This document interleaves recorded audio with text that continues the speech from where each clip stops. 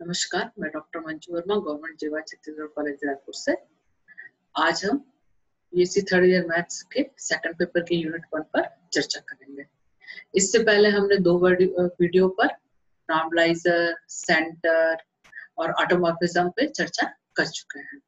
आज हम पढ़ेंगे counting principle and classification of finite group. सबसे पहले हम एक थ्योरम प्रूफ करेंगे यहाँ पर कि late G be a finite group.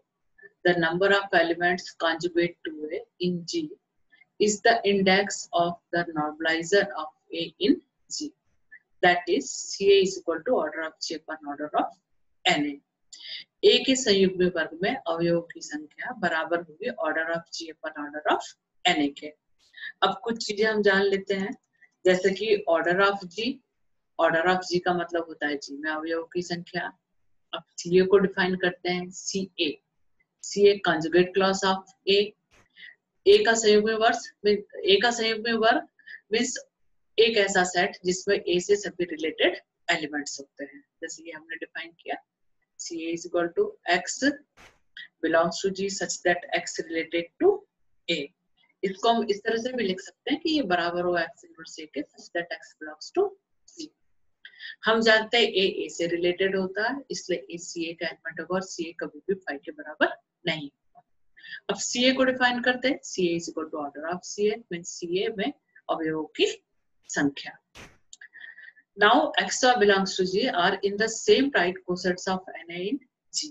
G के हम दो एलिमेंट XY लेते हैं और मान लेते हैं कि दोनों एक ही राइट कोसेट्स में है, और हम जानते हैं कि दो राइट कोसेट्स यहाँ पे डिसजॉइंट होते हैं, यहाँ बराबर होते हैं। चूंकि XY को हमने सेम राइट कोसेट्स पे माना है, इसीलिए ये दोनों राइट कोसेट्स हमारे बराबर हो गए। अब NaX बराबर है NaY के, तो यहाँ से हमको ये मिल सकता है कि XY इनवर्स होता है Na के, क्योंकि हम जानते हैं कि NaG का एक सब ग्रुप होता है, और सब ग्रुप की ये प्रॉपर्टीज है कि H is a subgroup of G and AB belongs to G, then HA is equal to HB if and only if AB inverse belongs to H। H बराबर है HB के यदि AB इनवर्स H का अवयव हो। तो इस तरह से हमको XY इनवर्स Na का अवयव मिल जाता है। अब Na की प्रॉपर्टीज है, Na में वे सभी अवयव होते हैं जो A के साथ कम्यूटेटिव लॉ को सेटिस्फाइड करते हैं, तो यहाँ से हमें मिल जाता है AXY inverse equal to XY inverse A। दोनों के हम लेफ्ट में X इनवर्स और राइट में Y इनवर्स को मल्टीप्लाई कर देते हैं। By associative law Y inverse Y को एक साथ ले, X इनवर्स X को एक साथ ले, और ये आइडेंटिटी के बराबर हो जाते हैं। तो इस तरह से प्रूफ हो जाता है कि X इनवर्स A X बराबर Y इनवर्स A Y। हमने लिया NaX बराबर NaY और वहां से सिद्ध कर देते हैं कि X इनवर्स AX बराबर है Y इनवर्स Y के। This means X and Y give same conjugate of A। X और Y A के समान संयुग्मी वर्ग को डिफाइन करते हैं। तो इस तरह से प्रूफ हो जाता है कि there exist a 1-to-1 mapping between the right cosets of Na in G and the conjugate to A, that is NaX if and only if X inverse AX means दोनों के बीच में 1-1-2 मैपिंग है, और हम जानते हैं कि यदि दो सेट के बीच में 1-1-2 मैपिंग है तो दोनों सेट में अवयव की संख्या बराबर होती है। CA is equal to number of distinct elements in CA. This is equal to number of distinct right cosets of Na in G, और ये हम पढ़ चुके हैं बाय लैग्रेंजेस थ्योरम से, ये बराबर होता है IG Na के। This means index of Na in G, Na का G में सूचक, और ये बराबर होता है order of G upon order of Na के। तो इस तरह से प्रूफ हो जाता है कि CA बराबर है order of G upon order of Na के। अब हम क्लासिफिकेशन पे चर्चा करेंगे, classification of any group G। If G be a finite group, then order of G is equal to summation of order of G upon order of Na। इसी को हम classification कहते हैं।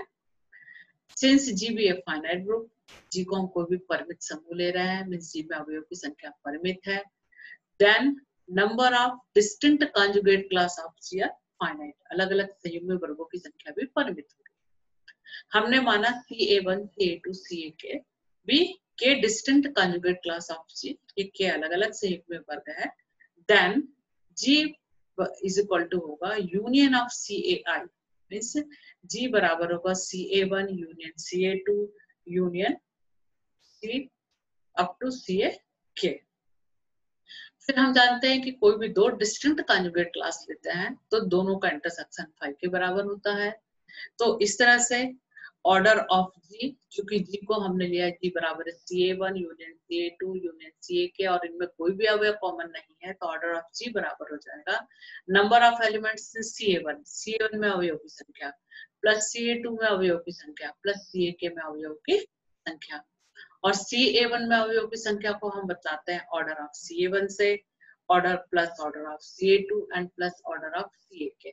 इस तरह से बराबर हो जाएगा CA1 plus CA2 up to CAK। पिछले थ्योरम में हमने प्रूफ किया था कि CA1 बराबर होता है order of G upon order of NA1 के, सेम CA2 CAK इसको लिख सकते हैं। तो इस तरह से हमें मिल जाता है कि ऑर्डर ऑफ सी बराबर है summation of order of G upon order of NK, and this equation 1 is known as class equation of G. अब हम इसके एक दूसरे फॉर्म पे चर्चा करेंगे, अनदर फॉर्म है class equation. Let G be a group and A belongs to G, then order of G is equal to order of ZG plus summation A does not belong to ZG और order of G upon order of N, जहाँ ZG को हम G का centre लेते हैं। इसको prove करने के लिए यहाँ पे हम इसी स्टेटमेंट का यूज करेंगे कि if G is finite then A belongs to ZG if and only if order of N is equal to order of G। अगर A ZG का एलिमेंट है तो NA और G दोनों का ऑर्डर समान होते हैं। अब इसको प्रूव करने के लिए सबसे पहले हमको इक्वेशन 1 सिद्ध करना पड़ेगा, जो हमने ऊपर सिद्ध किया था। ऑर्डर ऑफ जी बराबर होता है summation of order of G upon order of N. इसको हम दो पार्ट में डिवाइड कर लेते हैं।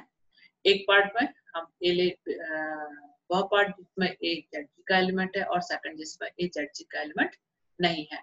इक्वेशन नंबर 2 में हमने देखा है कि अगर ए जेड का एलिमेंट होता है तो ऑर्डर ऑफ एन और ऑर्डर ऑफ जी बराबर होता है, तो ये दोनों एक दूसरे से कैंसिल हो जाएंगे, तो यहाँ 1 मिल जाएगा और second part as it is रहेगा। इसके बाद इसकी जो वैल्यू होगी ये बराबर होगा ऑर्डर ऑफ जेड के, जितने जेड में अवयव होते हैं, plus summation it does not belongs to Z order of G upon order of N, and this is known as class equation of G. इसको भी हम जी का क्लास इक्वेशन कहते हैं। अब इसके बाद हम आते हैं कि एबलाइजेशन ऑफ ए ग्रुप पे। यहाँ सबसे पहले हम एक कम्यूटेटर को डिफाइन करेंगे, commutator of an ordered pair of element of a group. Let G be a group and let a b belongs to G. G कोई भी समूह है, हमने इसके दो अवयव लिए ए बी, तो then commutator of ordered pair a b is defined to be the product. A b ordered pair के कम्यूटेटर को हम इस प्रोडक्ट से डिफाइन करते हैं, ये बराबर होता है A B into A inverse B inverse.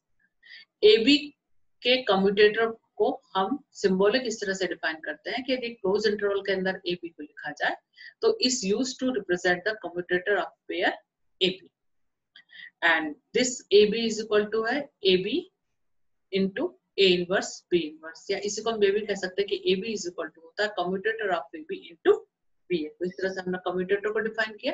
अब कम्यूटेटर सब ग्रुप को डिफाइन करते हैं।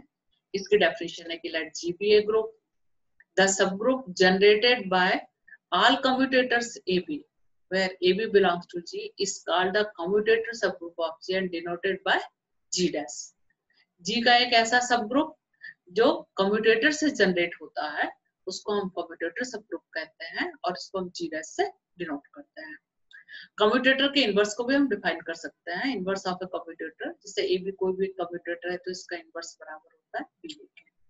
G dash H को G dash सेट को इस तरह से डिफाइन करते हैं, product of AI BI commutators का product such that AI BI यहाँ पे G के एलिमेंट है। प्रोडक्ट में सारे कम्यूटेटर्स का प्रोडक्ट ले लेते हैं। अब फिर हम यहाँ पे एक थ्योरम ले रहे हैं कि late G be a group and G be G dash be its commutator subgroup, then हमको प्रूफ करके बताना है G dash is a normal subgroup of G, G upon G dash is abelian, and third equation to G by H is abelian if and only if H contains the commutator subgroup G dash of G। यहाँ पे हम पहले दोनों part को proof करेंगे, third part ऐसा ही है वो प्रूफ हो जाएगा। तो सबसे पहले हम प्रूफ करते हैं तो एक सेट S को डिफाइन करते हैं। S सारे कम्यूटेटर्स का सेट है। S be the set consisting of all the commutators of all the ordered pairs of element of G। यहाँ सबसे पहले हम जी डैश को नॉर्मल सबग्रुप प्रूफ करेंगे। तो जैसे नॉर्मल सबग्रुप की परिभाषा से हम जानते हैं कि एक subgroup n of G is normal in G if for all x belongs to G and n belongs to n, x and x inverse ये n का element, x and x inverse belongs to n। तो ये normal subgroup की परिभाषा हुई। अब हम जी dash को नॉर्मल सबग्रुप प्रूफ करेंगे। इसके लिए हम स्मॉल जी का एलिमेंट लेते हैं और एक्स जी डैश का एलिमेंट लेते हैं। एक्स जी डैश का एलिमेंट है, मींस जो एक्स होगा ये कम्यूटेटर्स के प्रोडक्ट के बराबर होगा। एक्स इज इक्वल टू होगा x1 x2 up to xn।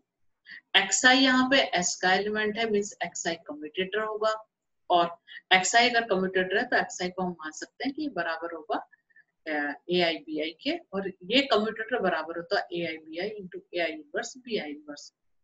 अब xi इनवर्स भी एक कम्यूटेटर होता है, और जैसा आपने इसको पहले देखा था xi inverse means commutator abi का इनवर्स बराबर होता है bi ai के, और इसको हम लिख सकते हैं bi ai into bi inverse ai inverse. अब हम लेते हैं gx g इनवर्स, इसको हम g डैश का एलिमेंट पुट करेंगे। x की वैल्यू पुट कर देते हैं x1 x2 xn। चूंकि e आइडेंटिटी है तो हम इसको हर एलिमेंट्स में मल्टीप्लाई कर देते हैं। अब e को हम रिप्लेस कर देते हैं g इनवर्स इंटू g से, क्योंकि g inverse into g identity के बराबर होगा। अब यहाँ पे हम एसोसिएटिव लॉ को अप्लाई करते हैं, gx1 g inverse into gx2 g inverse into gxn g inverse. फिर अब हम xi के लिए देखते हैं, but gxi g inverse, xi हमारा कम्यूटेटर है ai bi, इस कम्यूटेटर को हम लिख सकते हैं ai bi ai inverse bi inverse. यहाँ पे भी हम आइडेंटिटी मल्टीप्लाई करते हैं और आइडेंटिटी को रिप्लेस करते जाते हैं g इनवर्स g से। फिर हमने यहाँ पे एसोसिएटिव लॉ अप्लाई किया, ये हमको इस तरह से मिल जाता है g ai g इनवर्स, फिर g bi g inverse, g ai inverse, g g inverse और g bi inverse g inverse. अब हम इसको लिख सकते हैं अल्फा आई बीटा आई अल्फा इनवर्स बीटा आई इनवर्स, और ये हो जाता है अल्फा बीटा आई का कम्यूटेटर्स। इस तरह से जी एक्स आई जी इनवर्स भी एक कम्यूटेटर है, और यदि एक कम्यूटेटर है तो ये भी एस का एक एलिमेंट होगा। अब यदि हम इक्वेशन नंबर 1 से देखें तो जी एक्स जी इनवर्स बराबर था जी एक्स आई जी इनवर्स के, और जी एक्स आई जी इनवर्स भी जी डैश का एक एलिमेंट प्रूफ हो जाता है। इस तरह से यहाँ पे हमने सिद्ध कर दिया कि जी अगर जी का एलिमेंट है, एक्स जी डैश का एलिमेंट है, तो जी एक्स जी डैश भी जी डैश जी एक्स जी इनवर्स भी जी डैश का एक एलिमेंट है। मींस जो जी डैश होता है ये जी का एक नॉर्मल सबग्रुप होता है, प्रसामान्य उपसमूह होता है। अब सेकंड में हमको प्रूव करना है कि G by G dash abelian group होगा, means G by G dash का एलिमेंट कम्यूटेटिव लॉ को सेटिस्फाइड करेंगे। हम जी बाई जी डैश के दो एलिमेंट लेते हैं, जी डैश ए और जी डैश बी। विभाग समूह की परिभाषा से हम जानते हैं कि जी बाई जी डैश के जो अवयव होते हैं वो जी डैश ए फॉर्म के होते हैं, यहाँ पे ए जी का एलिमेंट होता है। तो यहाँ पे हमने जी डैश ए जी डैश बी को जी बाई जी डैश का एलिमेंट लिया, तो ए और बी दोनों जी के एलिमेंट है। अब हम लेते हैं जी dash a into G dash b into G dash a whole inverse into G dash b whole inverse. इन दोनों को अगर हम मल्टीप्लाई करें तो ये बराबर होता है जी डैश ए बी के। इसका inverse G dash a whole inverse बराबर होता है G dash a inverse, G dash b whole inverse बराबर होता है जी डैश बी इनवर्स। इस प्रॉपर्टी का हमने यूज किया है।